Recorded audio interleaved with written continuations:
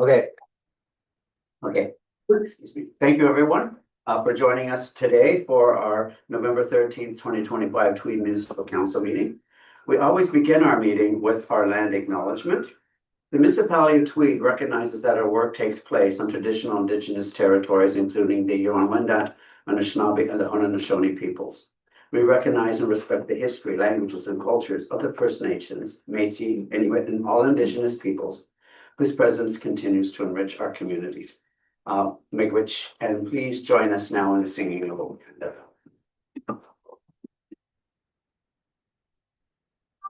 Old Canada,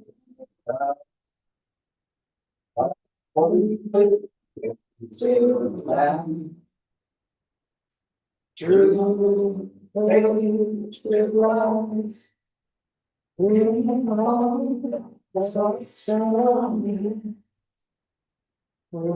all hearts we sing, we rise, our dear shall win free. From far, we stand on guard for thee.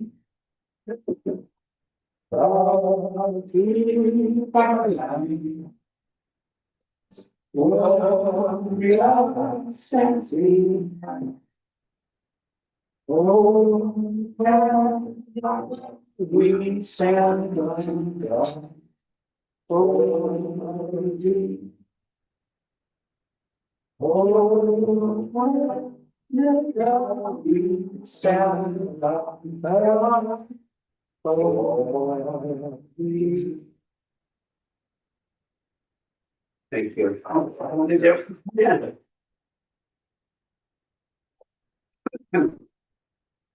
Could I have a mover and a seconder for the approval of our regular council meeting agenda, please? Thank you, Councillor Olga. Thank you, Deputy Mayor Demarche. Be it resolved that the agenda for the November 13th, 2025 council meeting be approved as presented. All in favor?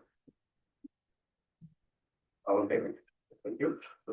Okay. Are there any disclosures of pecuniary interest? Seeing none.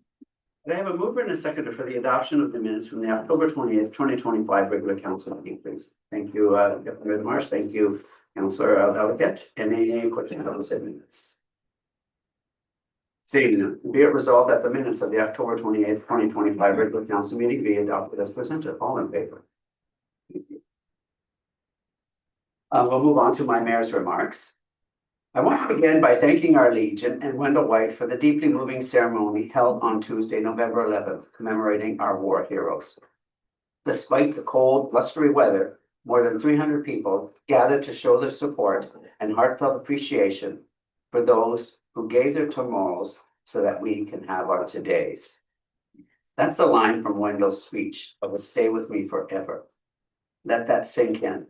Those who gave their tomorrows so that we can have our todays. Our thanks as well to cadets, 1 RCR from Petawawa and 8 Wing Trenton 436 Transport Squadron. Each year, your presence reminds us of those who gave their lives so that we might live in peace. It's difficult at times to comprehend that we once again find ourselves in a world of chaos, perhaps even on the brink of war. It is upsetting when friends become foes and nations arm themselves in preparation for conflict. Yet we must remain hopeful. We must continue to embrace peace because we cannot allow their ultimate sacrifice to have been for naught. We also acknowledge this year's Silver Cross Mother for 2025-26, Mrs. Nancy Payne, mother of Corporal Randy Payne, who was killed in Afghanistan on April 22nd, 2006. Thank you, Deputy Mayor Demarche, Councillors Wheeler and Valiquette, our church leaders, our youth, our residents, for honoring those who gave life and limb so that we could live freely and cherish democracy and call one of the greatest countries in the world our home. On Wednesday, October 29th, Chuck and I attended the opening night of the Rocky Horror Picture Show, a Tweed and Company musical extravaganza at the Marvel Arts Centre. The performances were absolutely incredible. The following day, I attended Hastings County Council. Then the rest of the week was relatively quiet. But then on November 10th, I joined the Lower Brooker Roundtable Show. and later met with Sue McCowan and Tessa Bren from the Community Care Central Hastings to explore ways to address food insecurity in our area. On Remembrance Day, after the morning ceremony, I stopped by the Legion to thank our military guests personally.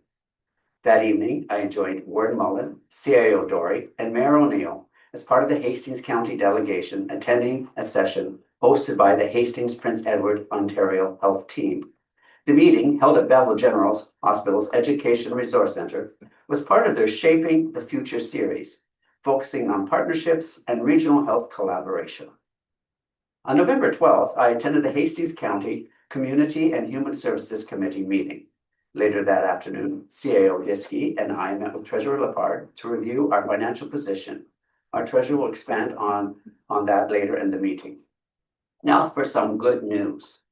The 2026 Ontario Municipal Partnership Fund allocations have been announced, and Tweed will receive $2,490,000 next year, an increase of $250,000 over 2025. My thanks to MPP Brise for his continued support. We're also keeping our fingers crossed regarding our application under the Provincial Housing Enabling Water Systems Fund. MPP Brise's office has advised that announcements are expected within the next few weeks. Our fire chief has listed the municipal fire ban, though Quinte Conservation continues to maintain a level 3 water condition, the highest rating during drought-like conditions. We still have a long way to go before our water levels return to normal. Earlier this month, the province released its fall economic update. While it includes several measures to support key sectors, there is still little in the way of direct relief for small rural municipalities like ours. The financial pressures we face, including escalating infrastructure costs, limited revenue streams, and growing service demands, remain very real. In light of this, we will once again request delegations at the 2026 Roma Conference. We intend to meet with the Ministers of Infrastructure, Municipal Affairs and Housing, and Finance, as well as with representatives of all three opposition parties. Our focus will be on fair infrastructure funding, particularly in our case for Flint Road and 2 prefabricated bridges, meaningful housing supports for small builders, and relief from rising policing costs. I was also disappointed to see that small infrastructure concerns were largely overlooked in last week's federal budget. Most available funds are being tied to housing developments or large-scale national projects. To date, I have not received a response from Minister Robinson, Minister of Housing and Infrastructure, regarding our July 24th proposal to support small rural and northern housing developers. Likewise, I'm still awaiting replies to my 3 letters and follow-up text to Premier Ford. Now, what's that definition of insanity? Doing the same thing over and over again and expecting a different result. Still, I remain hopeful. Council remains committed to working constructively with both levels of government and ensuring that rural voices are not lost in the broader policy conversation. Finally, the Association of Municipalities of Ontario is offering a free webinar series for those considering a run for municipal office. It's a great resource for first-time candidates who want to build confidence before launching a campaign, or for civic-minded individuals exploring whether elected officials office is right for them. The registration link will be with my mayor comments, which will be posted on our website. Be safe as winter approaches. We already had a taste, and as we all know, Mother Nature can be unpredictable when she chooses. Thank you. Yes. Just a quick question, Mayor. Late last week, the province announced a new pothole initiative. Are we applying to that one? We are applying. There is one condition on that the 2024 FRI has to be finalized, and so we're working with our auditors on that. I believe the deadline is towards sometime in January for that, and so we are aiming to have that done. But yes, we are working on that. I think it's $38,000, which doesn't go very far, but we'll take whatever we can get. It's a pothole announcement. Okay, moving on. Could I have a mover and a second there to table the public meeting for zoning amendment ZA 17/25 the applicant, Carl Mulgessner. The location is part of lot concession 3 Township of Elsevier. The purpose and effect of the proposed zoning bylaw is to change the zoning of an approximate 25-acre lot from the rural RU zone to the special rural RU-21 zone. The special rural zone will limit development to passive recreational, agricultural, or forestry purposes and prohibit residential development. The land is currently zoned, the Environmental Protection EPP shall remain unchanged.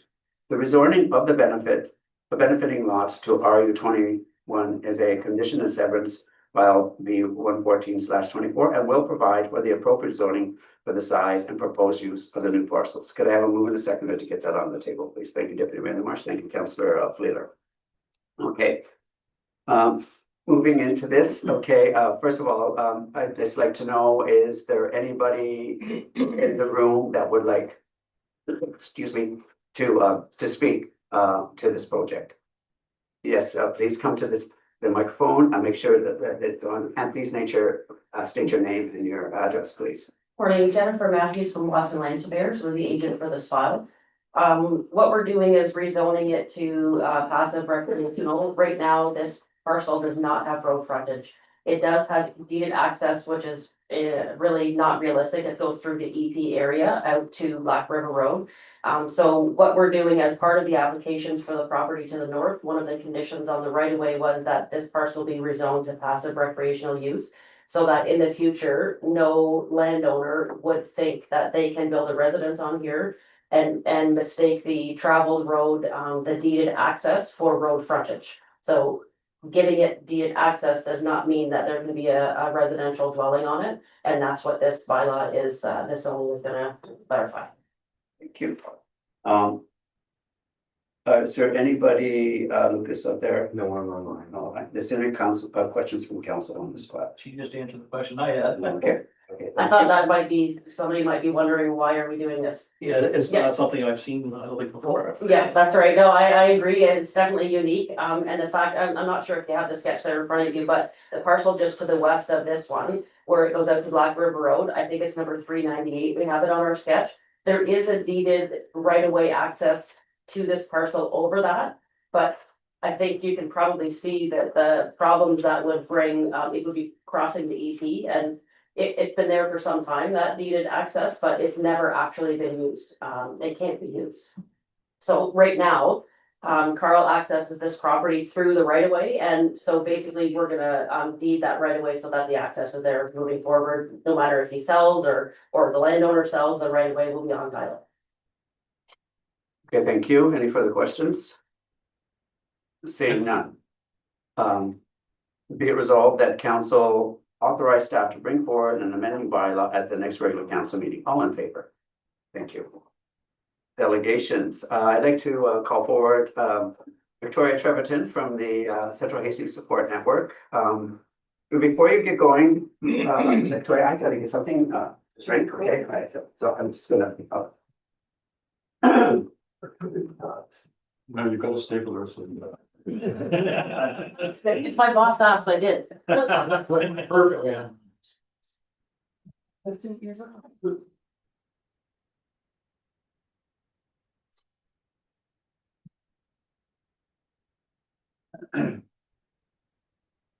First of all, before Victoria begins, I'm just going to make a couple of comments. I have the pleasure of representing our municipality on the Central Hastings Support Network Transit Board. And very grateful for the work that Victoria and her team are doing to continue to provide transit services to people in need within our municipality. When you see the results, as will soon be tabled by Victoria, is that we access the service most of any municipality participating in this project. The other thing is that when the service was being questioned because of its financial viability, we had a number of residents reach out talking about how devastating this would be for them if they did not have access to this service. Working closely with Victoria and the province and MPP Rick Brissy, Victoria in particular, working with the United Way, came up with a new plan on how to make this a much more financially viable service. And congratulations to you and your team, that those results will come out in your presentation. But I just wanted to set the scene about how important this is for our community. Thank Thank you you. very much. I appreciate that. And thanks for having me today. So we are part of a collective here. We serve Tweed, Madoc, Marmora Lake, Madoc Township and Sterling Rodden. And collectively, we come together so that we can file our gas tax rebate, which comes to us once a year, typically in the late spring. That gas tax rebate does account for most of our operating costs. And it is significant to our operations. So last year I stood before you, I presented an interim transit plan that was supposed to take us into 2026, and it has to great success. So I just wanted to review what we have done for the year, what it has set us up for in the future. So I'm going to thank you to Mayor Dizenova for attending every 3 months and helping advise on that committee. It's certainly valuable to come together as a group and address the individual needs of our different communities. So on our transit scorecard, which was something that I developed after we had laid out everything with the United Way, there were specific things that we needed to check off of our list. And you can see that we've implemented the majority of those.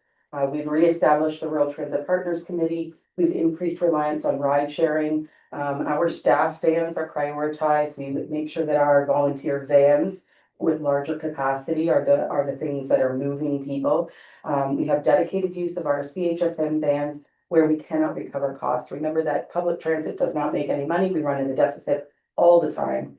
And the cost of that is only recoverable at a very small rate for our clients. They can't pay the full rate. If they could, they'd have vehicles. So the idea is to make sure that our vans are on the road running as many people as possible. We have had a cap on numbers, people who are operating on passes over the last year. 30 transit passes for programming and 30 transit passes for workers and students. Programming is specifically for people who are re-entering the workforce, who are coming from a provincial institution, anybody who has a developmental disability and needs to go to a day program. We also have implemented a fixed transit schedule that goes down to Belleville twice in the morning and returns in the afternoon. Those are 2 vans that go down and 2 vans that come back. We also have a ride that goes over to Loyalist College as well. Those fixed stops in Belleville, because of our ride sharing, we've implemented where we could.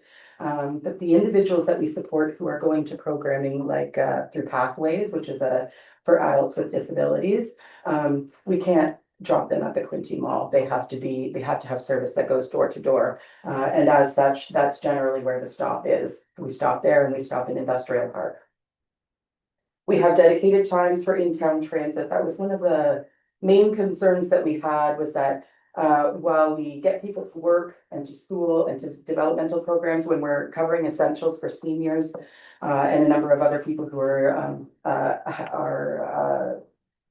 dealing with access because of low income, the in-town transit is the key thing. We want to keep people here. We want to keep people shopping here.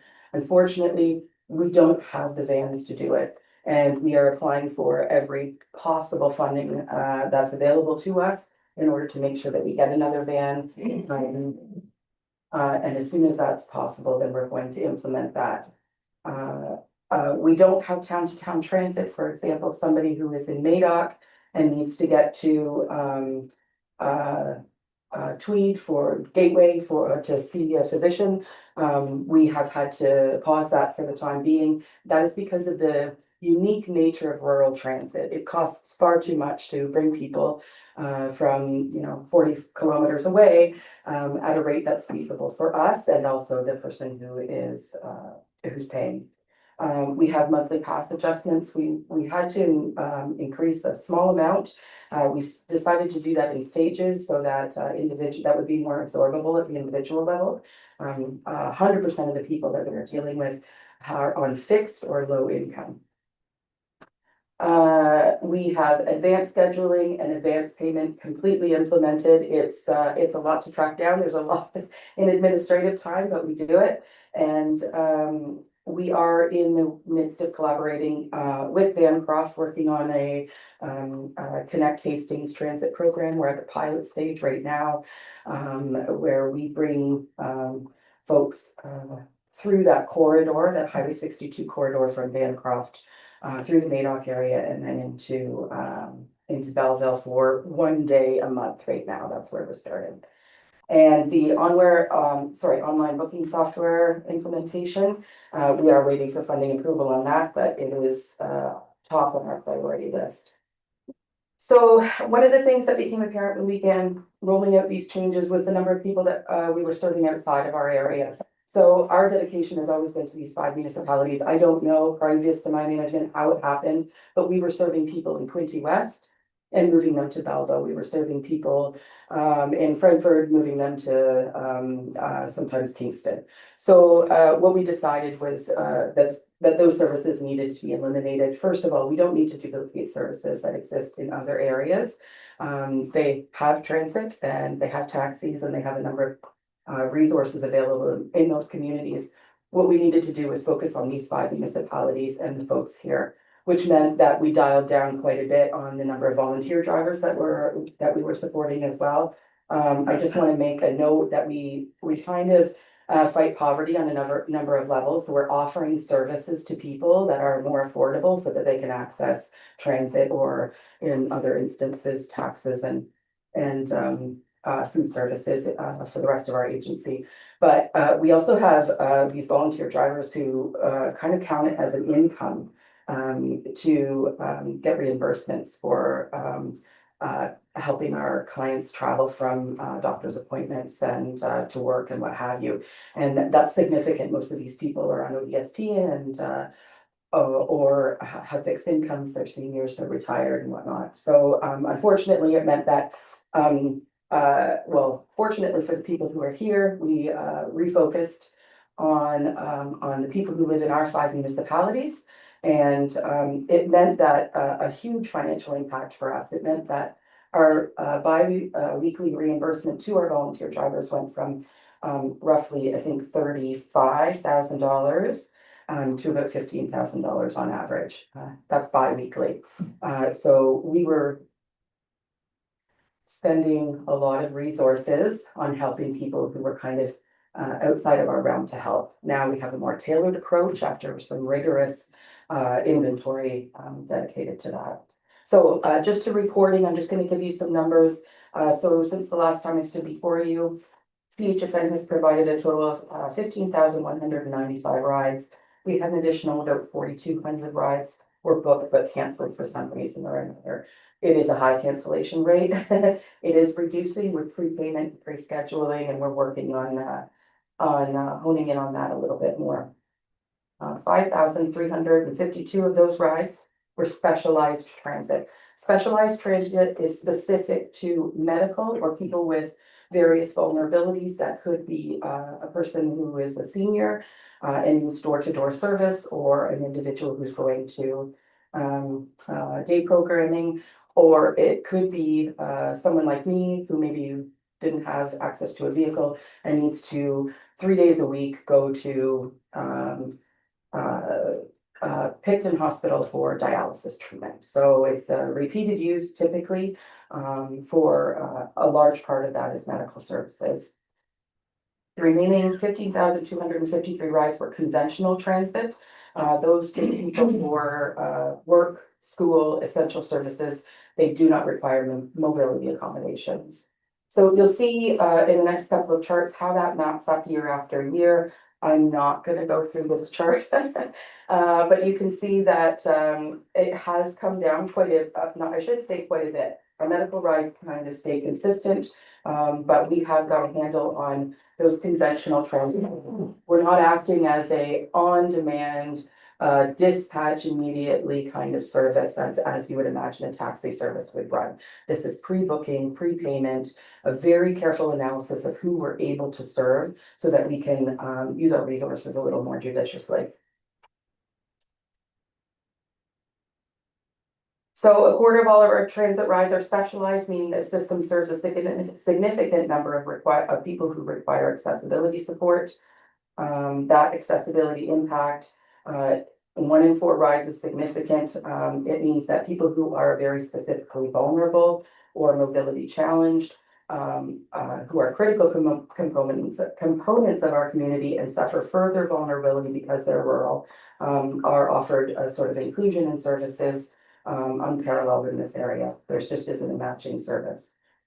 We also have specialized rides, they do require more resources for trips, so dedicated drivers, walkarounds of the vehicle, making sure straps are in place and whatnot. They do operate at a higher cost, but it's certainly worth it in the long run. About 3/4 of our trips are conventional, meaning that people are going to work, school, and they're shopping for groceries, and that's very important because, as you can imagine, when we're breaking the cycles of poverty, making sure that people are working, making sure that people are getting educated and they're accessing food and keeping money in our communities, you understand how that important it is.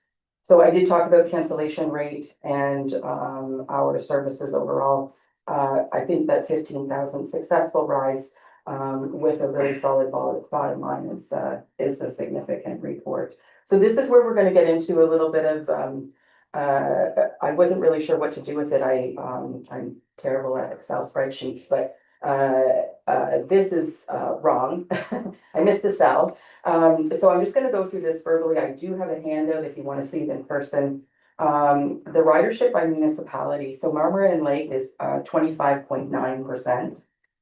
Madoc Township is 6%. Sterling Rawdon is 12.9%. Central Hastings is 15.7%, and Tweed is actually 39.5%. So Tweed, an area which is a large geographical area, we have people going just to the edge of the boundary, going towards Tyendinaga, and we're bringing them into town for programming, or we're taking them for medical rides. And of course, all the way up to Queensborough and whatnot. And it's 40%, so it is a significant, operation base. Now that 40% is about, let me see here, a total of 6,002 rides since the last time I stood before you. For a total, that's between 60 and 100 riders at any time. So sometimes we'll have more individual riders who pop in, they just need a medical trip once or twice. They're going for a special doctor's consultation in Toronto and they can't afford a ride. We might see plenty of those throughout the year, but generally speaking, it settles a bit between 60 and 70 consistently from Tweed area who are doing that. Just over 1,300 of those are specialized rides and 4,600 are conventional rides. So that means over 4,600 rides were specifically dedicated to people going to work, school, or accessing essential services in their area. So we're just going to go over to a funding overview. Currently, Central Hastings, in addition to our service fees and our fundraising that we're able to do, we receive a provincial gas tax rebate of 201,795. That's the same that we've had for 2 years in a row, just a smidge above the one we received the year before that. It is operating at a cap. We do not know how it's going to roll out next year. I am assured that we will receive funding, but it changes year to year, and of course it changes. It's supposed to be their goal now with the changes to transit is to make it stable and permanent. That's what we're reading and that's what we're hoping. United Way also provides some funding, $25,000 specifically for our transit program. 5 partner municipalities contribute a collective $11,000, and homelessness prevention funding through Hastings County. This past year we received $7,500.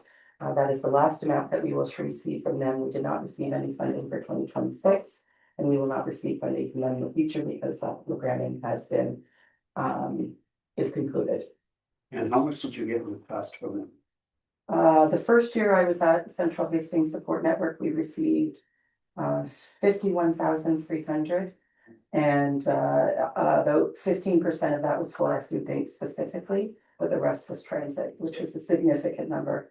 So you've lost quite a bit of money. We've there. lost quite a bit, and there is, if I can say, no word on any kind of replacement funding. There is nothing. That's correct. Exactly. Yes. So, It's a significant reduction for the people that we serve. You can imagine what $40,000 can do when we're talking about people needing to get to work. That's a huge chunk. So in terms of grants, if we had another vehicle, the miracles I could work. Rural Transit Solutions grant, we have an application in right now. I would like a new 9-seater van over the next 3 years, one per year. I think that we can absorb the 20% cost of that. And it would certainly make a difference for the number of people that we could move. And the Ontario Trillium Foundation grant for a digital booking system. It's not something that we can do on our own. We don't have any capital. We have operating revenue. That's it. We've reached to the point where we have to purchase that new van. We are looking at specific fundraising, even bringing in private dollars in order to do that. And you'll see that roll out over the next year. Now that we have, I think, got our feet under us in terms of finances, now we need to do some dedicated fundraising that's going to bring in some capital for us. I did mention that the collaboration with Bancroft, it is again a pilot project. We don't have any really reasonable data right now that I can share with confidence.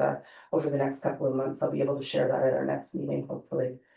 And our goal is to bring transit to Tweed. We would like a van here operating on a prepay basis, where they bring people in from the outside area into town so that they can do their shopping. And it would start with a 1 day a week and then hopefully lead up to 2 days a week.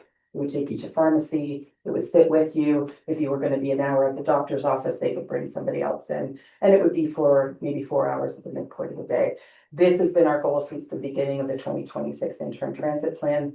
And vehicles, unfortunately, they're aging. They're not predictable. It seems that we get both vehicles on the road and then we lose a driver for medical reasons. And so it is something that's concerning to us, and it remains a priority still. So that said, we sincerely thank the municipality of Tweed for its 2024-2025 contribution of $3,000 to Central Hastings Transit. To maintain and expand reliable, affordable service, we're requesting your continued financial support for the coming year, and if possible, an increase of up to $5,000. This additional funding would help bridge the gap between our current spending and operational needs, allowing us to continue subsidizing costs. So the cost will fall on the residents. So I do have copies today of our audited financials and our annual report if you're interested. Thank you for your time, and if there's any questions, I can certainly take those. Well, thank you very much, Victoria, for the detailed presentation and for accentuating how important the service is to the residents of the municipality of Tweed. As you indicated, we've been funding this to the tune of $3,000 a year. You're looking for $5,000. I'm hoping we will definitely consider the increase, but that will be put forward to our budget deliberations and will be part of that process. Does anybody have any questions of Victoria? Yes, Peter.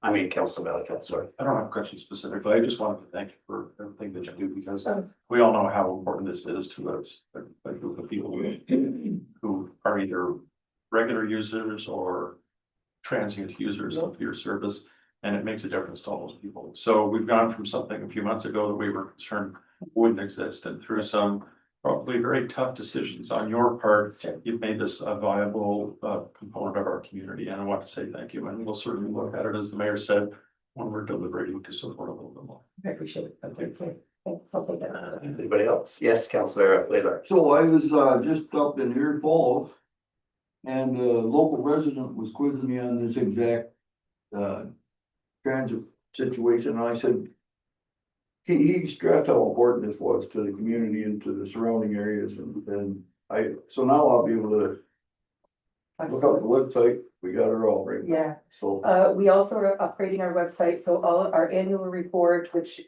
does detail much of whatever is presented to you today.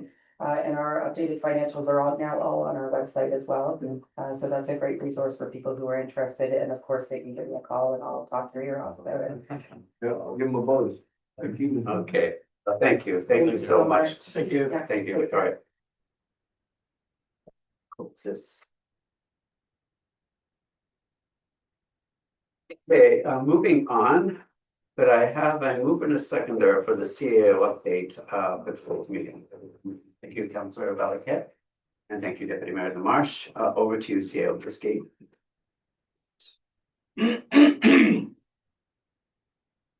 Thank you. Good morning, and through the chair, just a few quick updates. With conservation has presented the municipality with the preliminary budget request for 2026. Total budget request for 2026 is $96,115, which is a 2.4% increase from 2025. So just under $2,000 increase. And also I'm very excited, and I would like to welcome two new staff that have joined our team. We'd like to welcome Cassie Thibault to the administration team. She sits up front and answers our phone and helps with a number of different functions, including helping Ryan with water billing and also with tax billing. And then also Brittany Batchelor to our community development team. So she's helping us with upstairs with Cindy Chow's area and Rochelle's area. So very excited to have them with us. Very talented individuals that are bringing a great skill set to our team. Thank you. Wonderful. Thank you very much for that update. I'm sorry, Lucas, I'm having problems with stopping, but now it's okay. Just leave it with me here. I don't know why it keeps kicking me out now all of a sudden again. I just want to go. Oh, Ron, CEO Diskey, in regards to the Quinte Conservation.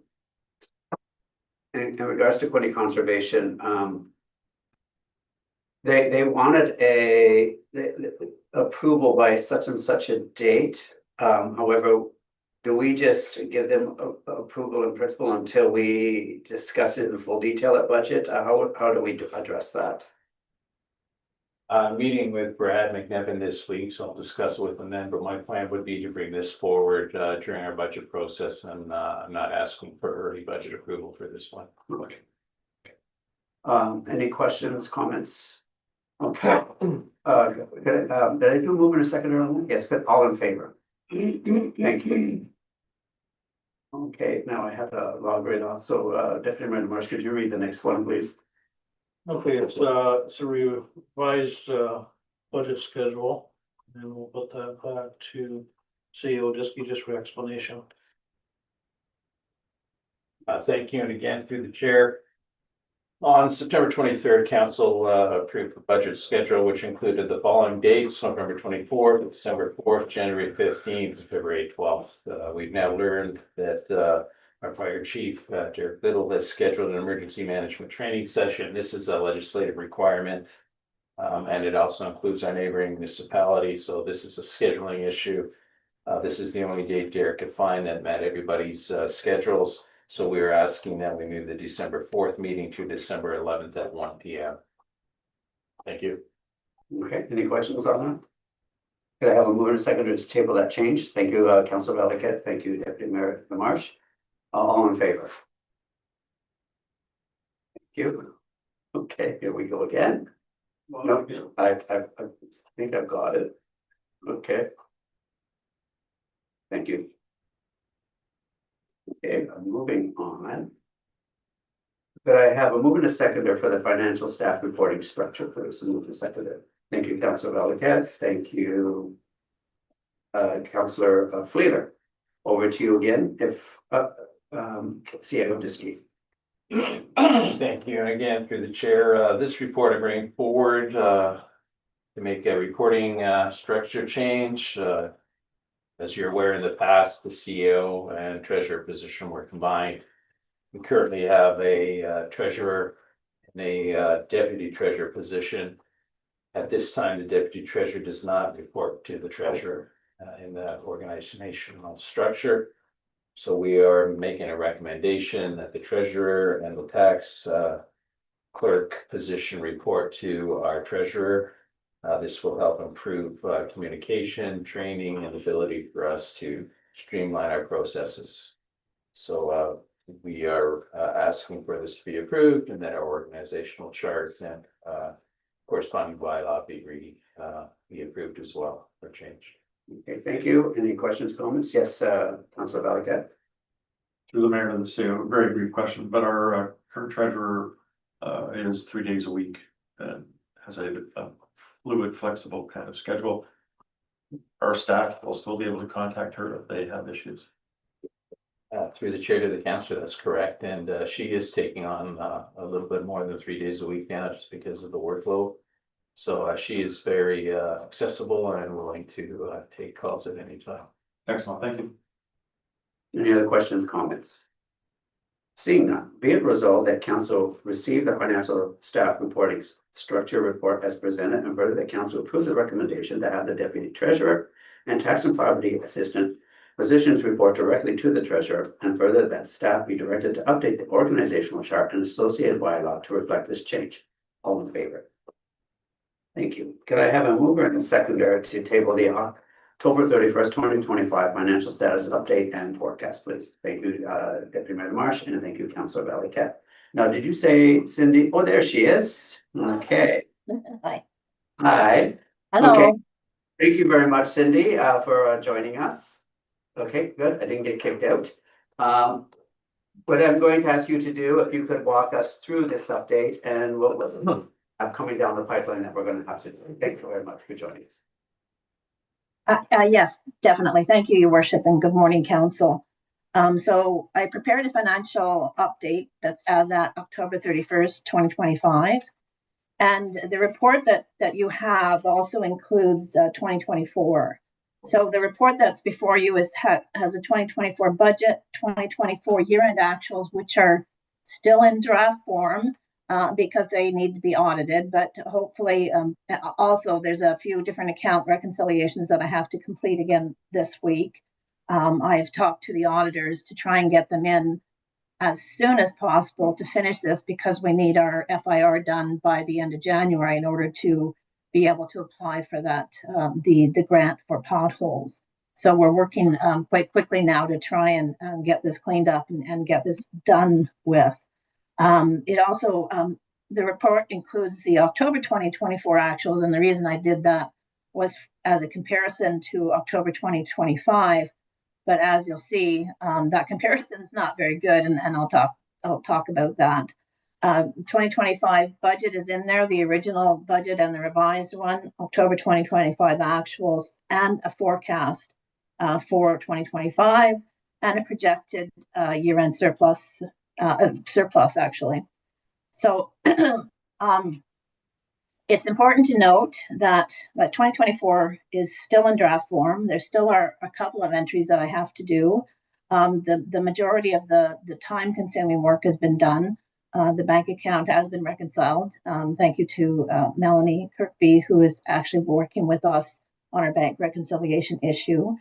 The other one that was a large one to complete was the capital assets. So at year end, all the entries that are made into these accounts that we call capital accounts, every entry in those accounts has to be reviewed in order to figure out what was the asset that was created. And sometimes the threshold, it didn't meet the threshold. So once you identify all the capital assets, once I identify them, then I actually have to move them into as a financial asset into Assist, which is our general ledger program. I also have to go in there and dispose of any assets that we sold during the year, that type of things. And once that's all done and everything balances, I can run amortization, which has happened. So the big time consuming items have been completed. There's just some smaller items that need to be done, and as I said, I'm doing everything I can to make sure that they're done this week and we can get the auditors back.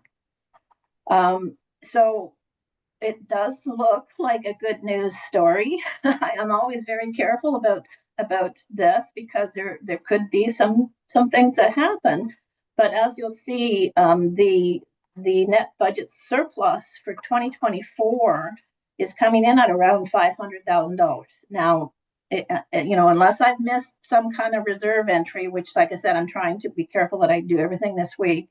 That's good news. I still have to do a salary accrual that it's for 2024, so that'll reduce that. Plus, there's another adjustment on the water reserve that'll reduce that.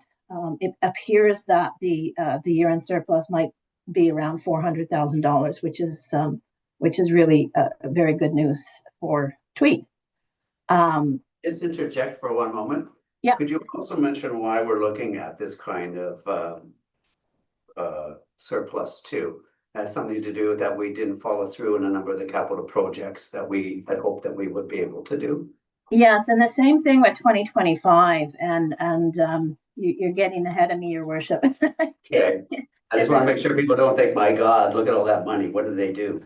No, and if you will look at the report, it actually identifies, I mean, I'm just going to try and pull it up. Near the very bottom of the report, it identifies where the majority of those variances are. And for 2024, you had a budget of like $4.5 million was your capital budget, and you ended up spending only $1 million. That's kind of good news, bad news, because you still have to do the work that you didn't do. And in 2025, you're going to see, actually, it's similar story. In 2025, you originally had a expense budget of $10 million. You're going to spend, it said you're going to spend $10 million in capital items. Now that was revised, and I brought in a revised budget back to you a few months ago, and we dropped that down to about $4.6 million. We have only spent to the end of October $1.5 million. I'm forecasting about $3 million. I'm not sure if that's going to happen, because it kind of, it depends on the bills that come in and what the work that's been done. So even at $3 million, we're still like $1.5 million below the 4.6. But if you think that it was originally $10 million, so I think maybe sometimes we might get a little bit ahead of ourselves, thinking that we can do all this work and maybe it can't happen. So I think that we have to be careful when we prepare a capital budget and make sure that we have the capacity to do that work, and try not to overreach and do more things. I mean, all this work is needed, but it's just maybe we don't currently have the capacity to do all this work. If I may too, when we look at these budgets, we are also based in that we assumed that we would get funding from the province.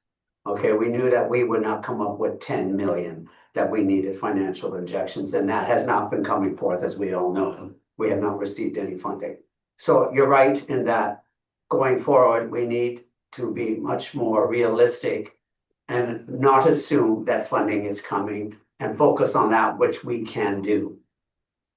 Okay. Absolutely, that's absolutely correct. Because even in 2024 and 2025, both years had like a couple $1 million that was in both of those budgets we thought we would get from the province, but there was no real grant and there was no approval. So we shouldn't be doing that. We should be only doing what we know we can do. If a grant comes in during the year that we can apply for, go for it. We go for it, and we bring it back to council, and then we also have to get the approval to do the work that goes with the grant. But I don't think we should be putting these things into the budget, because it really overstates the budget, and it kind of makes it look a little bit silly almost. Thank you. So, Good advice. Thank you.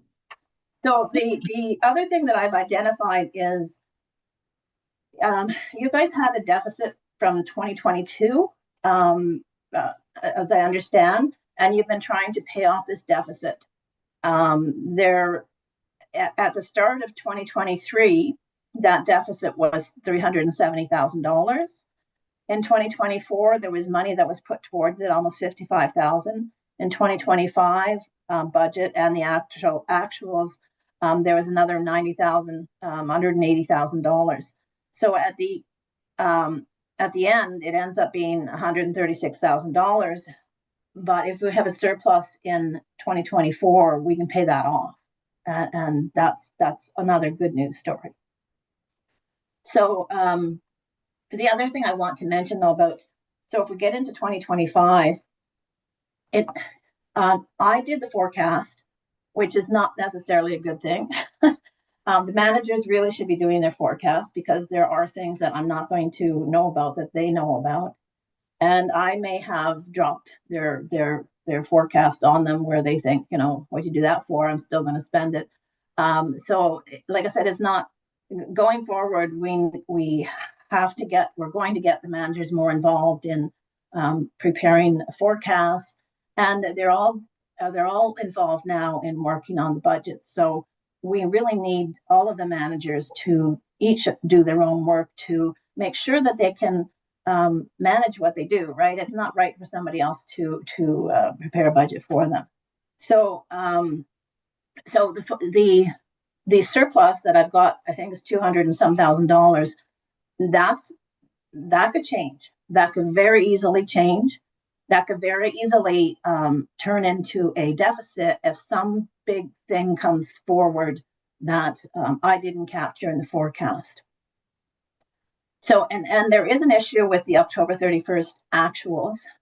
You can't really compare them to the 2024 actuals because we're still working on that bank reconciliation issue.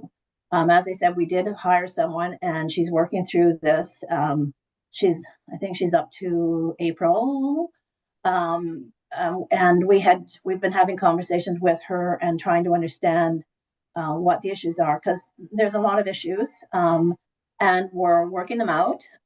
We have a meeting with the rest of the Treasury staff planned for Monday to make this bank reconciliation task an easier job. So there were some issues in that we only have one debit machine. So when money comes in from the arena or the waste site, they all go through this one debit machine, and it was almost impossible to figure out who belonged to that revenue.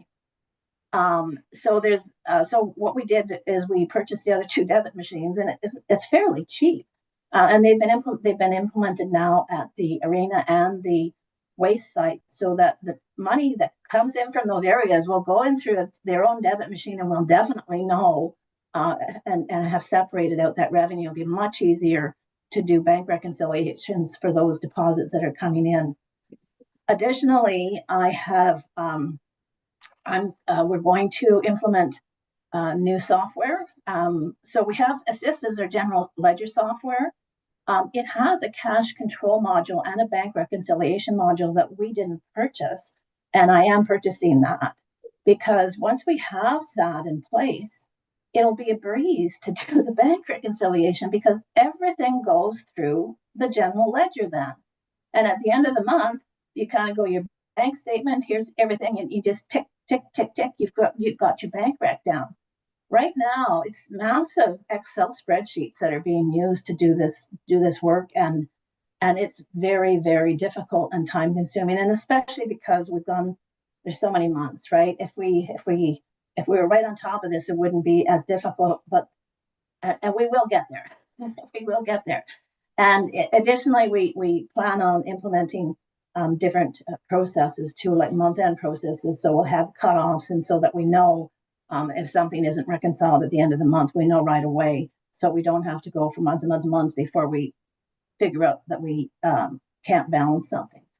So I think I've said what I wanted to say. And yes, primarily the underspending is in capital. But that we've already talked about that a bit.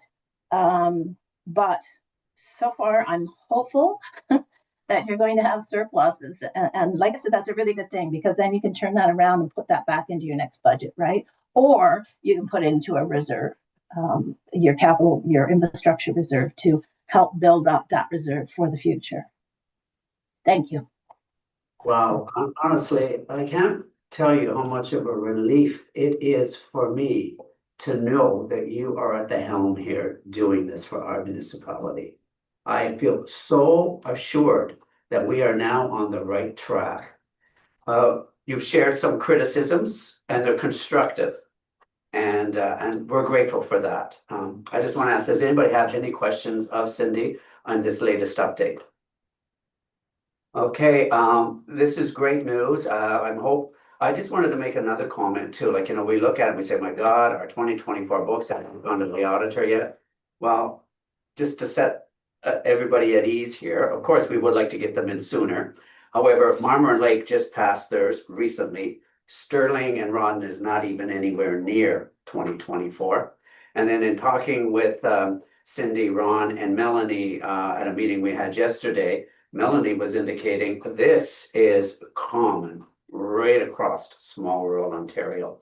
It's just trying to find the resources and the time and putting in the proper processes and software and in place to help accommodate all of this. So again, thank you so much to you and your team. Yes. Thank you. So just a quick question through the mayor, maybe to the CAO or the treasurer, but I know we're updating software, which is gonna obviously be beneficial to us. But do we have sufficient hardware to support what we're trying to do? Or is that something we need to be? Sorry. Sorry, I didn't hear what you said. No, I was just curious if you were talking about updating software, which is a wonderful thing, which is going to make your job and things better for the municipality. But I'm curious if we have adequate hardware to do that kind of stuff.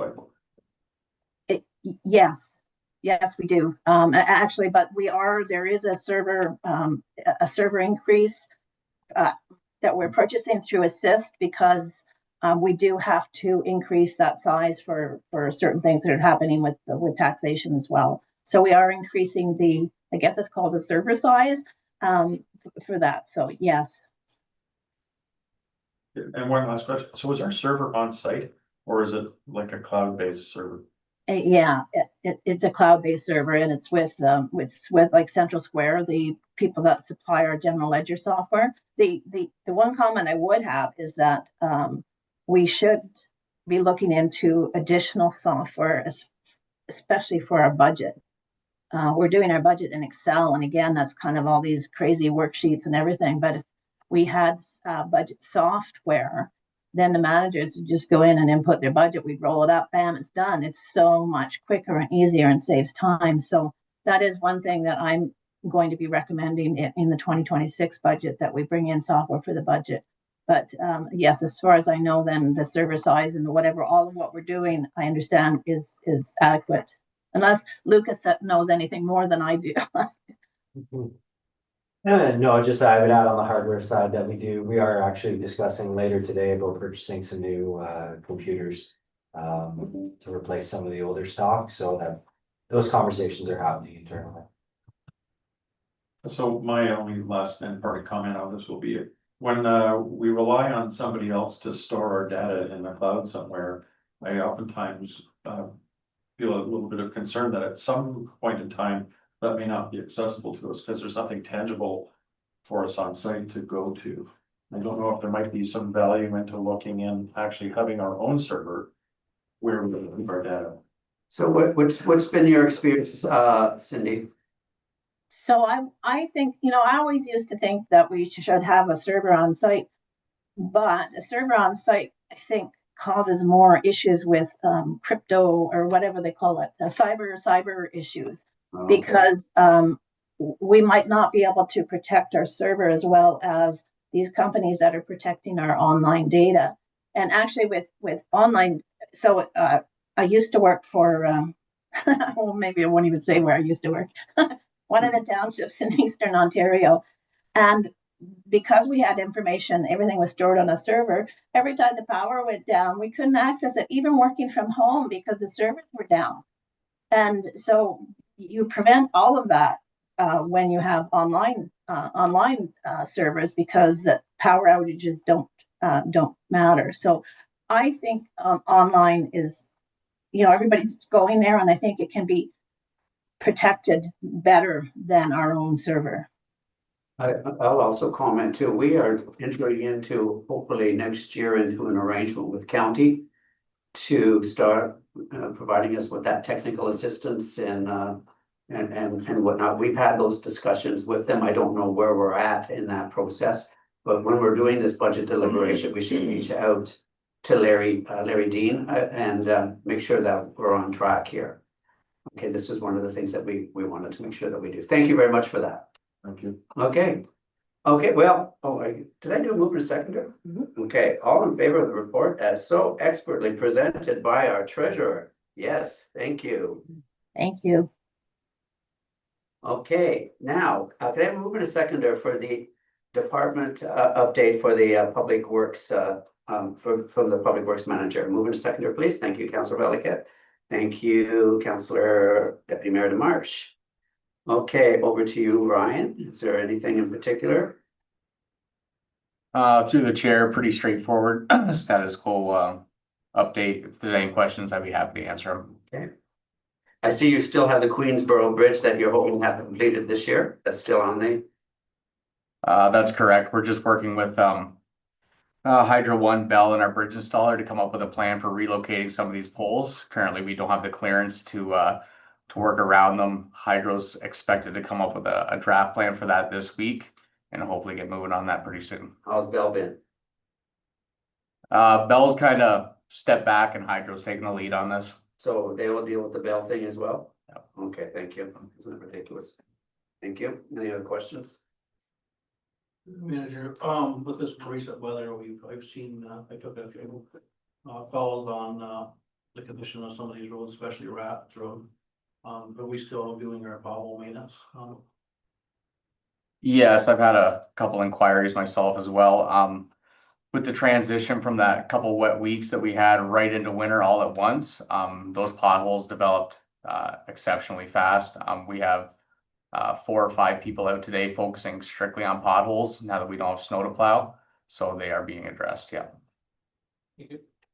Yes, Councillor Fleeler. Yeah, your worship, I see, we're still, we're doing ditching in Clinton and Moneymore Road and I've never been told by the roads manager, but we're hauling that material from Clinton to our pits in Tweed, Stokel, the ditch material.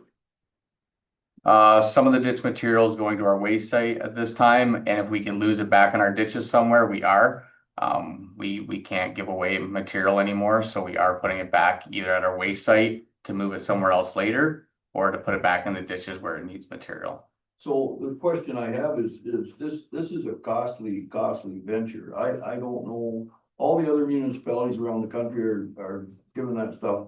And I understand it's supposed to be contaminated, but we did that for so many years and all of a sudden we're not doing it. And it's a cost to the taxpayers. How much would it cost to drive a truck from Clinton to Stokel and back up to Clinton? Like, I mean, it doesn't even make sense. To me, I don't know, I think we need to look at this and try to find a way that we can let the residents use that material. I don't think, when you think about it, all that water along the edge of the road runs on somebody's property anyway. So where's the game? I would suggest you take a peek at the excess soil regulation and see what's all involved with that. We can't get rid of this material to homeowners anymore without it being tested, sampled, and coming up with agreements in place to kind of cover ourselves. Supposed to be the new regulations and guidelines put in place on us that we have to abide by. Exactly. Yeah, but Okay. what So this is- the municipalities doing? But who are the rest of I municipalities? see it everywhere. I don't wanna put their names out there, but. But we need to know the names so So- we can check with so- them to see what they're doing. So we need to reach out, find out what they're doing and try to put a better plan in place, because we sure can't haul stuff from Clinton to Tweed. And then haul it back up here, and I understand what you're saying, exactly, but. We need, it's a cost, we don't have any money, so how can we absorb all that cost? We might not have any money, but we can't be breaking the law Well, that's either. And, exactly right. you know, so do let's, Do we really need to dig all these ditches? okay, let's go to. So let's. Sure. Sierra wants to comment too. Just through the mayor, to the councillor, the public works manager, Ryan, is correct. We cannot violate the regulations that are put in place. Ryan and I have a meeting with our consultant on the Hunt Road dump. And we will be bringing a report forward to you on that location. But we're looking at a closure of that dump, expediting that. And we will need to cap it. So Yeah. Ryan and I will be, like, I've asked Ryan to stockpile some of this fill that we possibly could use at that location. But again, when we cap a dump, it sounds ridiculous, but we have to test the soil that we use to cap it to make sure it meets, I believe, table 2 requirements. So we're not sure if this soil will or will not meet that, but we're gonna investigate that and possibly have a use for this ditch material. I mean, I don't understand why it's just all these regulations, Yeah. like, I mean, it just doesn't make sense. Okay, Ryan, over to you. Sorry, I'd just like to clarify again too, you know, is some incidents where we have to move material out. Just for Flinton Road specifically, none of that material's been moved off of Flinton Road. It has all stayed within Flinton Road. So anywhere we planned on maybe at some point redeveloping this road and changing some alignment, it's used to build out the road. So actually, none of that material on Flinton has left Flinton Road. Oh, So, and if you actually go up to the north and look at what our neighbors are doing, they're doing the exact same thing. Yeah, I noticed that on the weekend I was up there, so. Just to And that's a clarify. good- That's a good thing, so I mean. We're saving money there by doing that kind of work. But it is interesting how these regulations come down and they just. It just boggles me Yeah. to the nth degree that. Okay, great update, great questions. Thank you. Any other questions? Seeing no, so you're allowed back in. No, I didn't get kicked out. Okay.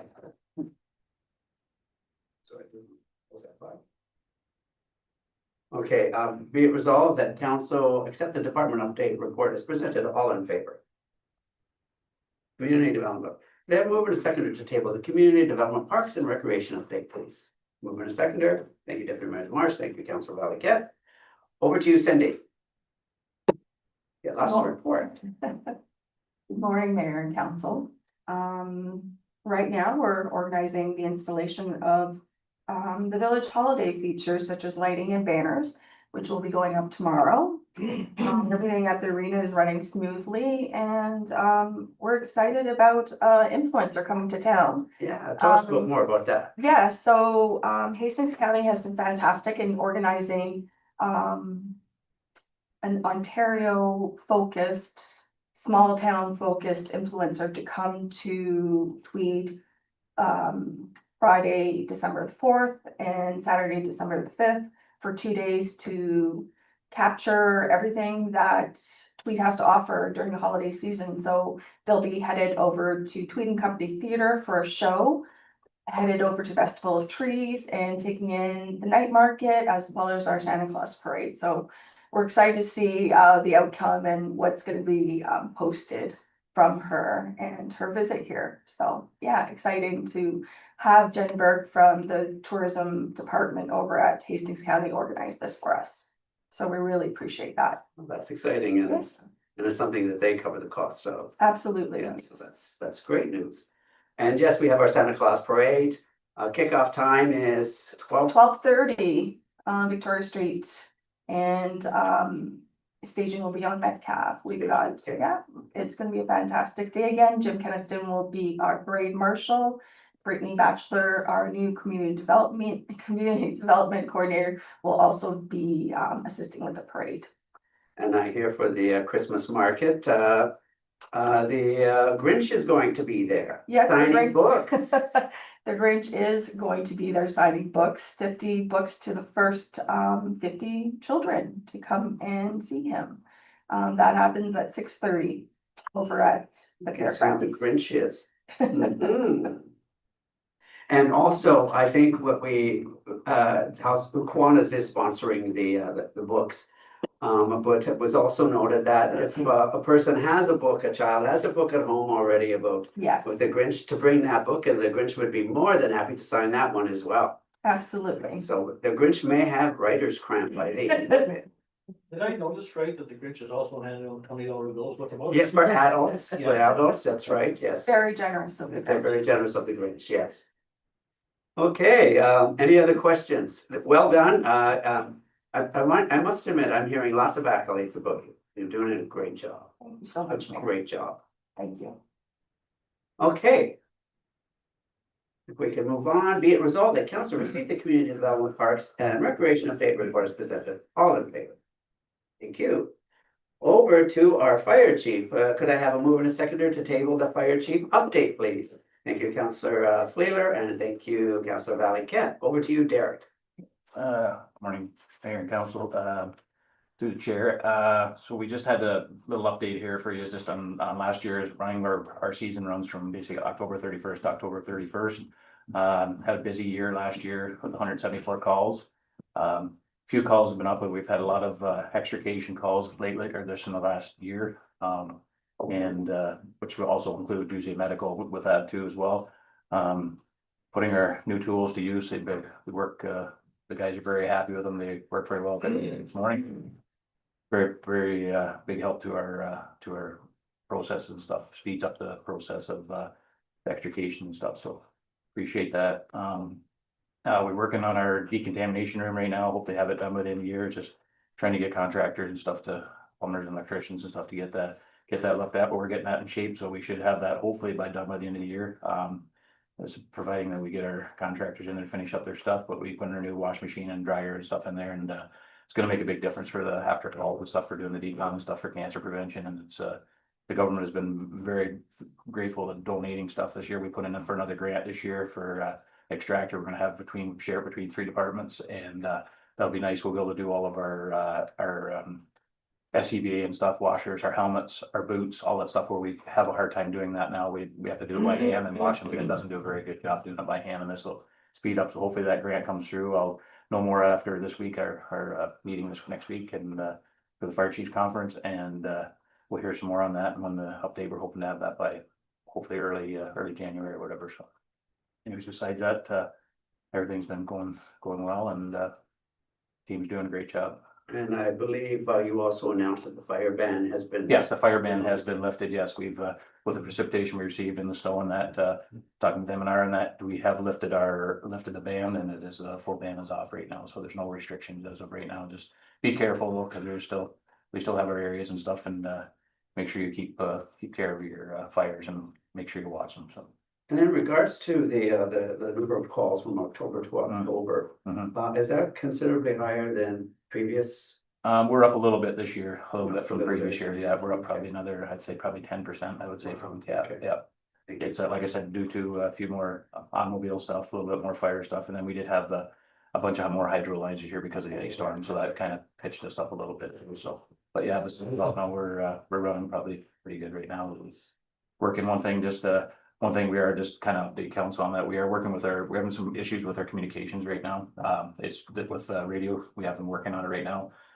We may have to do a little bit upgrading to our systems. Hopefully we can work it into our budget that we have this year with some stuff. We have had some getting some frequencies from somewhere else that's butting into our channel and stuff. So I just want to kind of make council aware that that's something we may have to look at down the road, working with some of the other departments with our repeater system and stuff to upgrade a little bit. I know it's not great news, but we are working, trying this other, it's a repeater we're putting in the truck right now, hopefully in the next week here, and that should hopefully help our problem. But if not, we may look at having to do some more upgrades yet to get our thing. It's just something I don't know, it's because of the internet and stuff around or whatever that's causing some more issues, but we've noticed in the last 6 months we're getting through and we're fine, but it's could be a lot better than what it is. So this is nothing to do with the new arrangement with St. Catharines? No, This is it's with our perfect. actual No, radio it's our actual radio system Okay, itself. Yeah, thank you. it's working. St. Catharines has been fantastic for us, and like I said, with our other, we have no other issues with the other department, but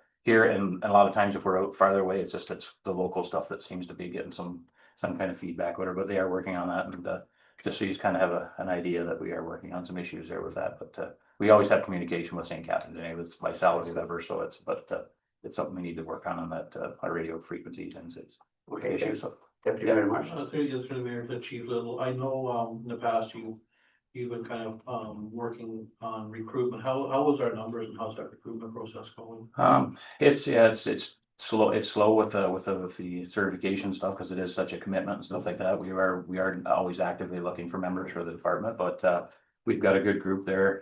We're working well with the certification right now.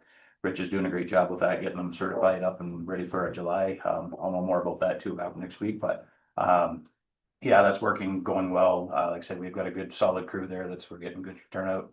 Our mutual aid is working fantastic as well too, and that part of it's is really yeah. Thank you. But I said anybody, we are always looking, so it's but just hand in for an application or whatever, good to go. But there is some certifications with it, so there is some time involvement, but anyways, the group that we have now are doing a fantastic job.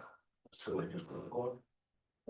Little Chief Little, in the past, you know, there's been a lot of chatter into the political world about reducing those requirements. I mean, our firefighters are expected to do basically the same job as, say, a Belleville City firefighter or an Oshawa firefighter. Mhm. And they're only volunteers. I mean, they have, you know, families and they're not, it's not their full-time job. Has there been any movement that you can see going towards it? I know, I mean, like, everybody knows I spent 13 years there. Mhm. If I had to go through all that stuff that is required now, I don't think I'd even put my foot forward because I wouldn't have the time. Is there any talk about reducing that, or they just keep adding to it? It just seems to be, they seem to add, keep adding to our thing there, like even now with pump ops and stuff, that's another ones that their new ones have to have, our old ones get grandfathered into it, but like pump ops course is a new one that we'll be teaching one of those next year, and for the ones, the newer members or whatever. So there's always something more, like I said, it is a dedication to it, but like I said, we are doing pretty well with our guys getting certified. We've got some pretty dedicated members and that to do that, but like I said, it's tough, and I mean, I understand why they, for their safety and stuff, why they go on the calls, but I mean, it's I can't see them changing any part, like, and I said, well, I can't see them dropping down now, they did that once. I know there's a lot of people putting out right now, the council's putting forward and stuff for the training and stuff like that, to give us more time to get them.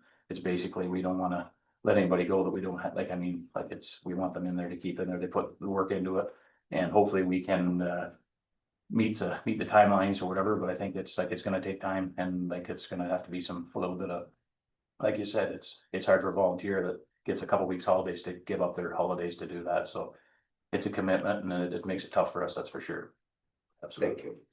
And one further thing that's in next, or on the 25th of February, we have Enbridge coming to the fire hall to do a presentation for our smoke alarms. They're giving us 120 some smoke alarms, and if I could get anybody from council that would be available to come and do that, it's just a picture presentation and then a thing from Enbridge to come and do that. What time? 2:00.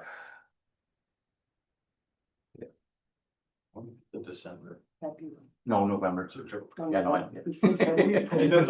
I'm sorry. November. November? Oh, I think it's in February. He did No. say February. I did? Yeah. Oh, boy, I'm on roll. That's bad as being December. Anyways, yeah, so, yeah, November 25th 2 at 2 o'clock. o'clock, yeah.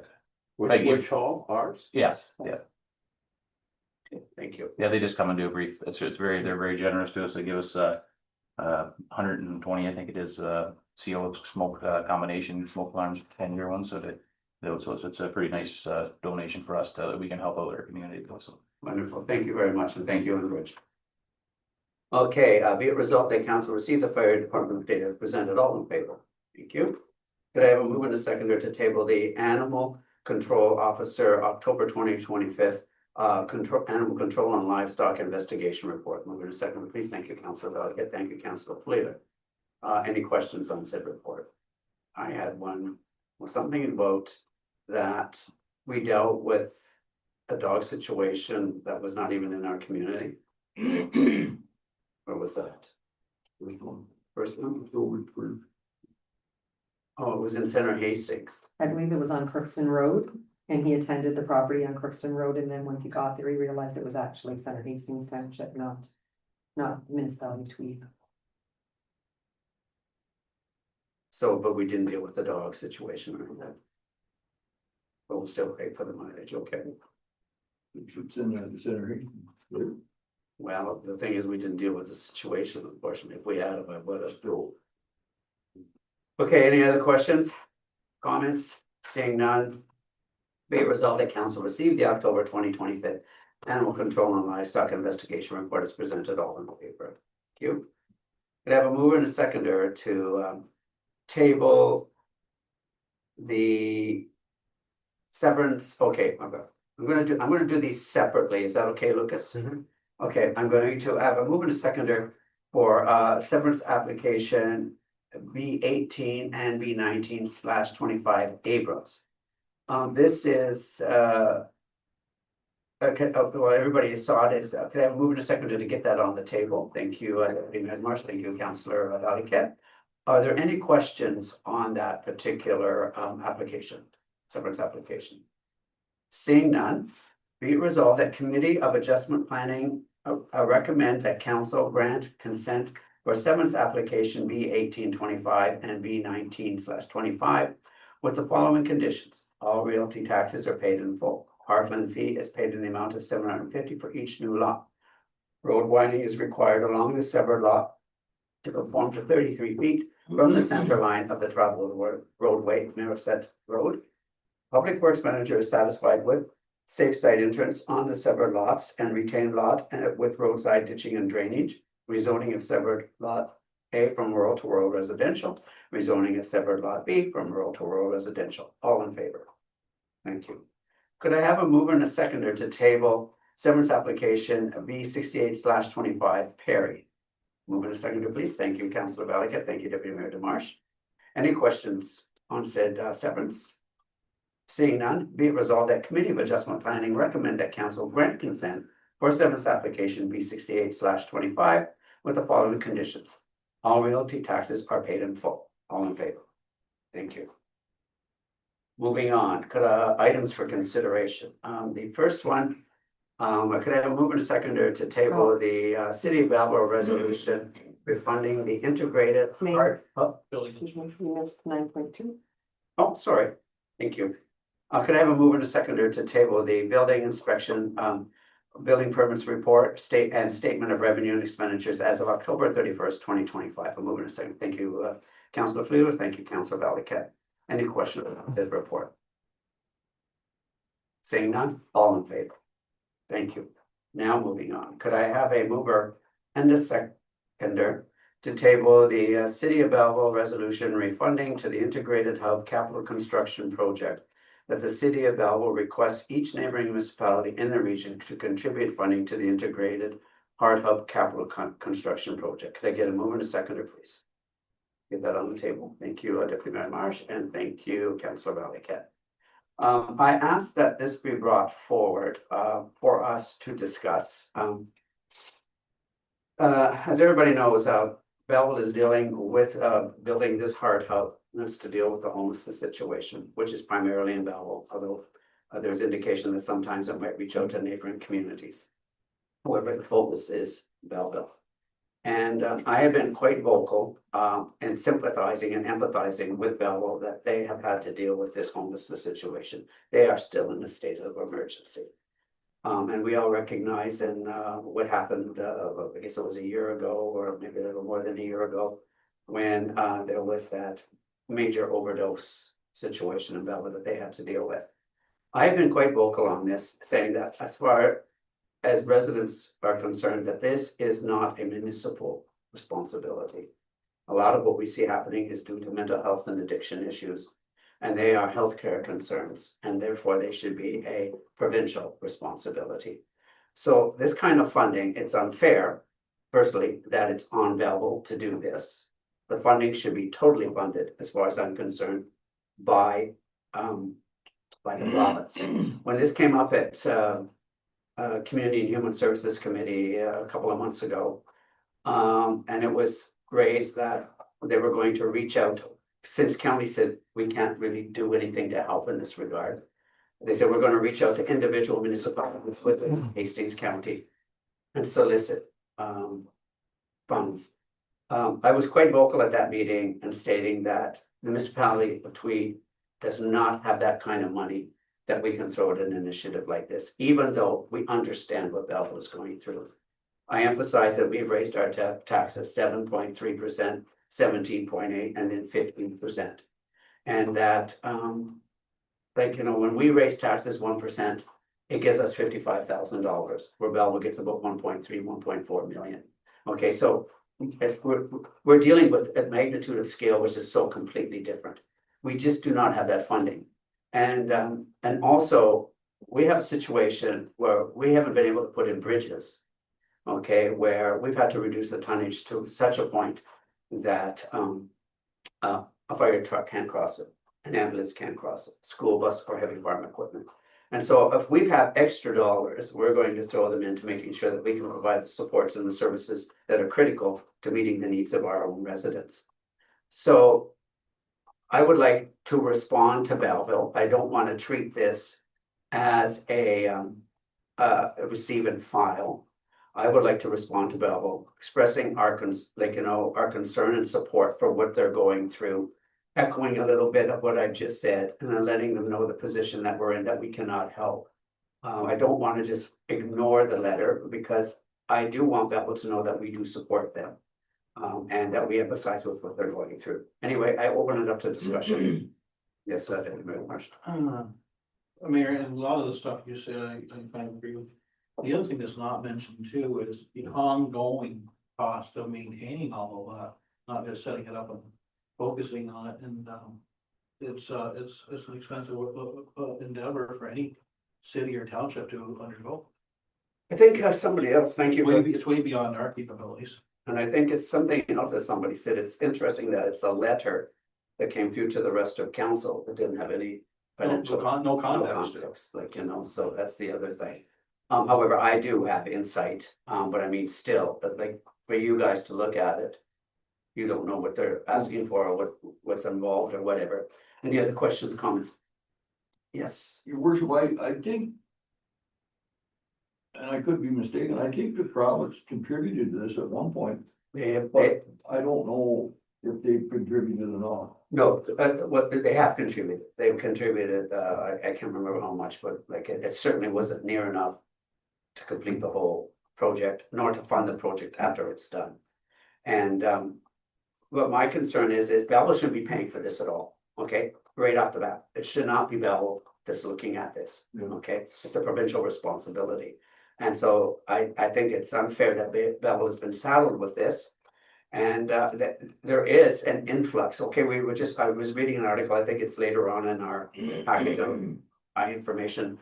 That Belleville has reported that they have almost 300 homeless in their community, 300 homeless. And then we just had tabled at Community and Human Services Committee that when they did their enumeration, where they go out and they look at homelessness with across the community, like Tweed participated through Gateway and different things. And when we look at homeless, it also deals with couch surfing. They identify, for people who identified that there were 200 and I'm gonna get this number wrong, about 200 and shall we say 20 in Belleville. We all know there's more than that in Belleville because you have to participate, and if you don't, you're not included in the enumeration. Well, which is interesting because when you look across the region, it was like, you know, substantially higher when you look at Bancroft and Building. But the thing that's interesting is that the government has said by 2027, 28, we are to reduce those numbers by 50%. When you looked at 2023, getting one person, we got one person off that list of homelessness. In 2024, I think it was 7. So how do we, within the next 2 years, reduce that to by 50% without having additional money? There is just absolutely no way. So it's a very tough situation, and it's unfortunate that we have communities and Hastings County and in Belleville and Queen West that are dealing with these homeless issues. But again, we do not have funding that we can throw at this, unfortunately. As much as I would like to, we don't. We just don't have that flexibility. Yes. Councilor Filler. Your worship, when I attended the Good Roads last spring, I noticed the numbers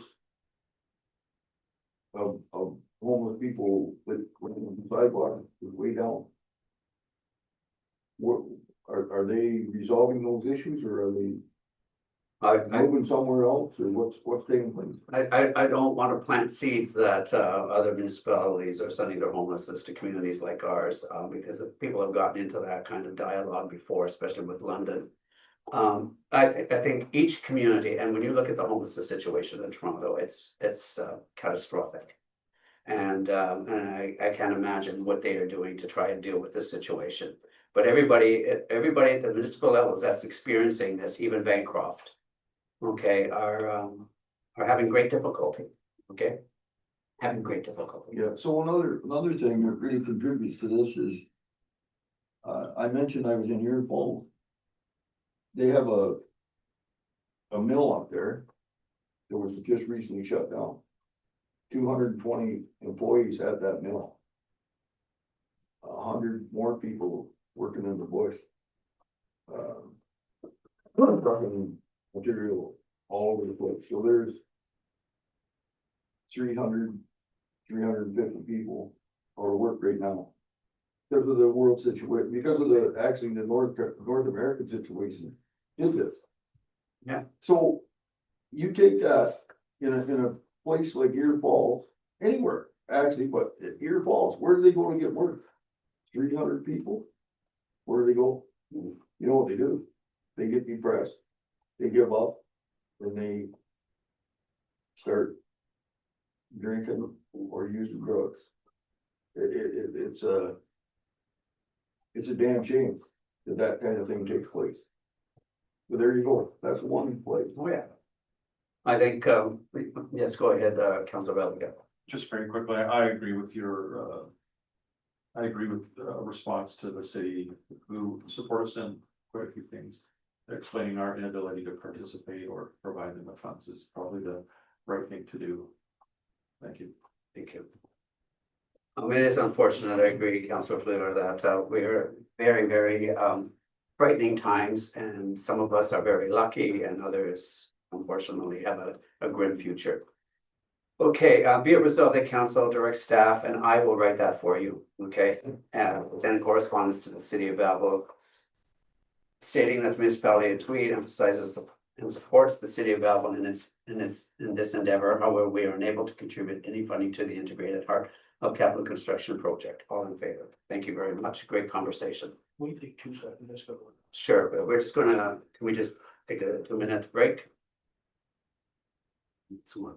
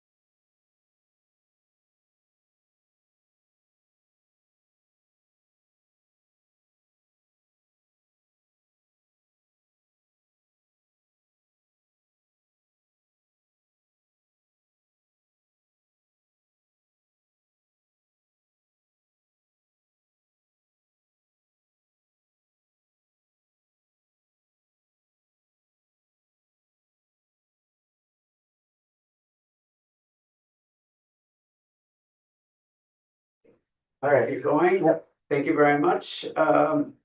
Okay, could I get a mover and a seconder to table the agreement with Hastings County for collaborative delivery of planning services? Mover and a seconder. Thank you, Councilor Valley-Kep. Thank you, Councilor Fleeler. I'm going to turn this over to you, Lucas, and your recommendation is that we proceed, but over to you to walk us through. Yeah, so I've outlined, through the chair, I've outlined the report here. It's kind of in its final draft now. It's a pretty balanced report.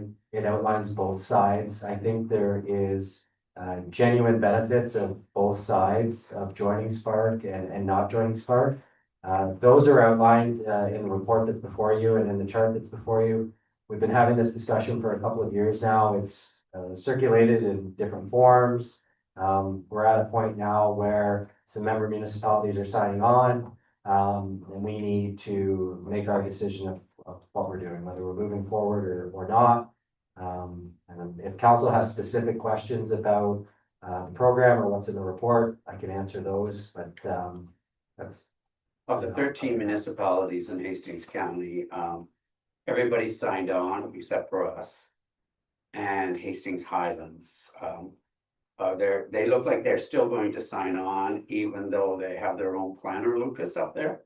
They do have a planner. I'm not sure what they've decided. But it looks like everybody will have signed on to this new arrangement. Any questions? Yes, Deputy Mayor. So a couple of takeaways was that it's important that to recognize that we still do have ultimate say at the end of the day of land use policies. Like, I mean, the way I read this is county is going by their land use policies, but we still maintain some authority over that. And the second thing was, you know, it'll centralize this whole process.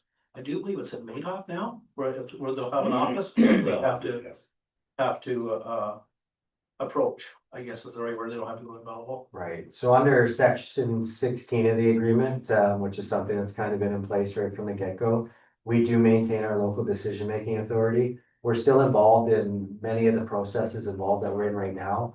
The administrative role of circulating notices for zonings and minor variances is one of the key changes that comes with this. So county staff or that staff person that'll be working out of the satellite office in Madoc would be the person circulating some of these notices. You'll see our fee structure, depending on whether we join or don't join, reflects the cost to the municipality. The autonomy and the decision-making, yes, it remains with council. There's some concerns noted in the report about, you know, determining the final completeness of an application in terms of, you know, what studies or assessments may be necessary. I think it's important for us to at least maintain, at least at the very least, a collaborative approach rather than handing that totally over to County of Hastings. I would advise council that we negotiate that into the terms of our customization of the agreement. But yes, the decision-making authority remains with the municipality on the actual decision for a file. I think one of the things too, that's come down, like I am the chair of planning, and one of the things that has come down is that the government is forever changing the rules and regulations, and it's hard for everybody to stay on top of it. And as we just witnessed when we were talking about soil. And so one of the other reasons why people have been joining this program is because of that. So that we have, like, you know, Lucas will continue his role. He will continue to work with our people, but a lot of the things that are going on will be done by county. My only concern is time frames, like, you know, and regardless, even when we're doing it on ourselves, it's still the time frame because you have a county to get their approvals on certain things. Is this going to improve time frames at all? So With hiring additional resources? right, so there's two things there. I'll just back up. I think being part of the Spark working group over the last couple of years, I think it's fair to say the number one reason that our member municipalities are joining is, yes, there's so many legislative changes and we're undoing changes and making other changes right now, and whether those are successful or not is a debate for another day, but it's also capacity at the lower tier level right now. I think there's just a lot of exhaustion, and with that coupled with a increased volume of planning files. I think many of our member municipalities feel like they have no other option but to join Spark. I don't know if that's necessarily a good reason to join Spark, but I leave the decision ultimately to council to make that decision. The second question was in terms of timelines. Yeah, to be quite frank, and in the report I've outlined, I do not anticipate this speeding up the process in any way. I've outlined in the chart how I project it to be slower than what we have now. Obviously, they still have to work within the legislative timeframes that we have. And with that being said, I just want to make it clear that we have a tremendous team at Hastings County.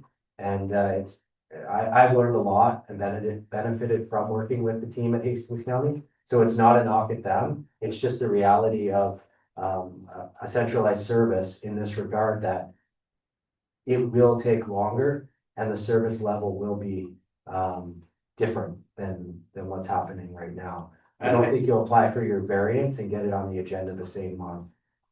Like we try to accommodate when possible for our local residents. But I think like we also have to recognize that we do not have a full-time planner within our own community, fully equipped with how to deal with all of these legislative changes that are coming and the implications on planning. And so Lucas is already focusing a great deal of time and will continue to be involved with files. But I think it's at this time, and the other thing is, Lucas, if it's not working, you can pull out. Yeah, there's a 6-month period where we can pull out of the agreement if necessary. And just on the point that the mayor made there, I have a tremendous amount of confidence in, county staff. I also have a tremendous amount of confidence in myself and the experience that I've garnered over the years.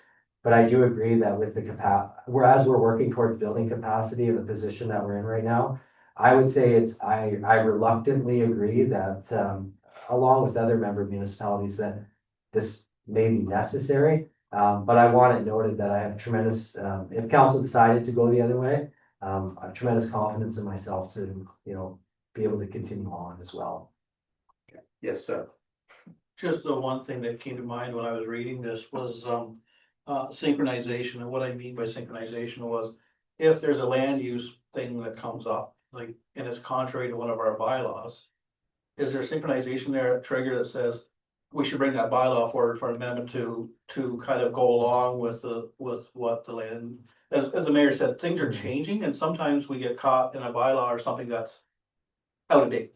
For example, is there a synchronization trigger there when something new comes down the pipe from Spark that says, oh, we've got a bylaw that contradicts that, we need to bring that bylaw forward to amend? Do you know where I'm going with that? Not necessarily, but the policies are the policies, whether Spark exists or not, right? Our zoning bylaws in place, the official plan policies in place. The policies are the policies and we have to follow those. There's been a number of amendments to the Planning Act and other legislation that affects planning at the provincial level. And when those changes are made, whether it's the county or the municipality making the decisions, we have to abide by those legislative changes. Again, in the report, it notes that I continue to be the zoning administrator and interpret the local zoning bylaw. We have a tremendous working relationship with the county. And as far as interpreting, some of those areas, it's going to be a collaborative approach. But I think at the end of the day, ultimately, the authority of the municipality and the policies that we have at the local level still remain in place. And I make the call on the interpretation of the zoning bylaw. There's obviously a discussion to be had with registered planners at the county as we're part of this process, but ultimately that decision-making authority stays with us. I think my number one concern is on the complete application. I think the number one thing we hear from our builders, the development community, is the cost and the burden of studies and assessments.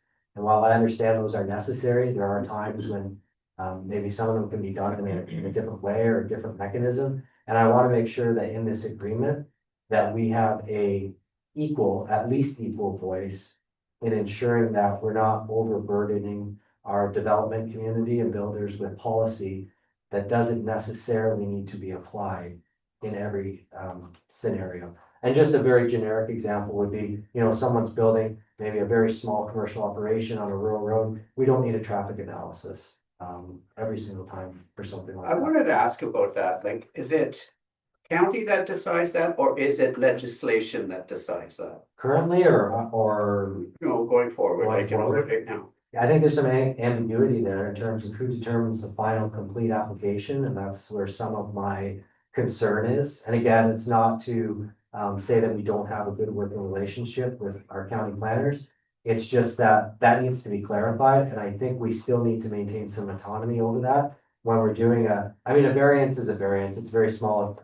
You're probably not doing much of a study or an assessment for variance. But if you're doing a zoning amendment, I think the municipality at the local level, as we're the ones that manage the road network, or whatever, the concern may be. I think we need to maintain some autonomy in saying what we need to see as a committee of adjustment or as a council in order to make a decision. Maybe we don't always need to see a certain study or assessment, and that's where the professional opinion of myself and the county staff need to both be taken under consideration, rather than just leaving it totally up to a centralized decision on the front end. We don't want to front load these processes any more than what is absolutely necessary to make the best decision for the community. And the other thing is, my concern is always you do this study and then, now you have to do this study and then you have to do that study. Why are people not told that all the studies they have to do all at once so they can make an informed decision? So Lucas is getting nodding at me. So I got a call from a developer, and I know there's others in town who have done studies, robust studies that they've been asked to do by the county, and then they give them back to the county, and then they go through a peer review process. So it'll go to Jewel Engineering or somebody else, and they'll peer review it, and they say, no, you did a traffic study on Tuesday, we want a traffic study on a long weekend, right? Which is totally unfair. The traffic study on a long weekend may be very legitimate, but it's not a legitimate ask after you've said, do a traffic study. Exactly. Right? Or stormwater runoff. I was talking to somebody who wrote one, and they've come back after a peer review asking for additional information, which is costing the developer another $3,500. It just becomes cost prohibitive.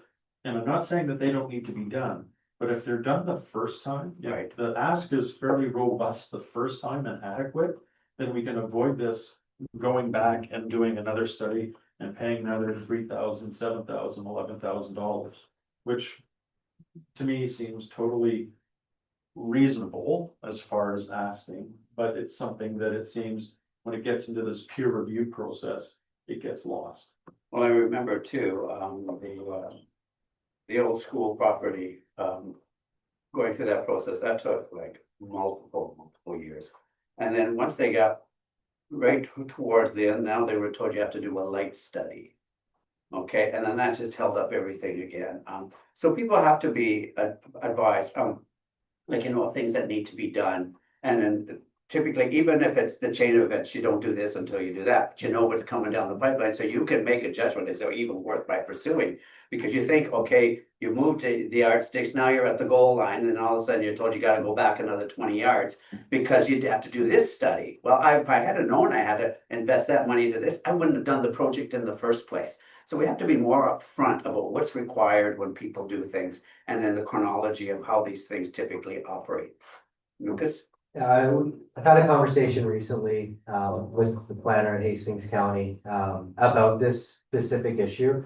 And one of the things of the conversation was, yes, it's very hard to apply very generic terms to some of these studies and assessments. But I think regardless of that, other cities are using terms of reference when they go out and they do pre-consultation and they ask, I want a traffic analysis. Well, there's an onus on us as a municipality and the county, I guess, collaboratively, to delineate what you want to see in that traffic analysis and what you need to see.